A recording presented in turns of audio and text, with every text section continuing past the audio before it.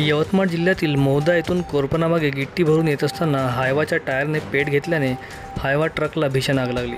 ही घटना राजुरा कोरपणा राष्ट्रीय महामार्गावरील कोरपणा तालुक्यातील आसन खुर्दजवळ सोमवार दिनांक 22 सकाळी 8:15च्या सुमारास घडली। सद्यस्थितीत राजुरा कोरपणा राज्यसीमा राष्ट्रीय महामार्ग क्रमांक 353B चे चौपदरीकरणाचे काम सुरू आहे।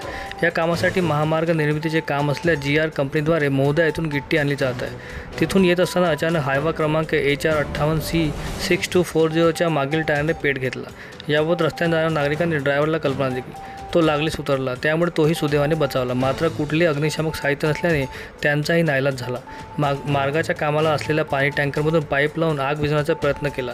अर्धा तासानंतर गडचांदूर नगर परिषद व अल्ट्राटेक सिमेंट कंपनीचे अग्निशमन वाहन पोहोचले, त्यामुळे आग आटोक्यात आली। या घटनेनंतर राष्ट्रीय महामार्गावर घटना बघण्यासाठी मोठी गर्दी झाली होती। घटनेचा पुढील तपास गडचांदूर पोलीस करीत आहे। ओव्हरलोडमुळे टायरने पेट घेतल्याचे बोलले जात आहे। सध्या चंद्रपुरात अतितापमानामुळे नागरिकांची लाहीलाही होत आहे, त्यामुळे वाहन चालकांनी काळजी घ्यावी असे जाणकारांचे मत आहे।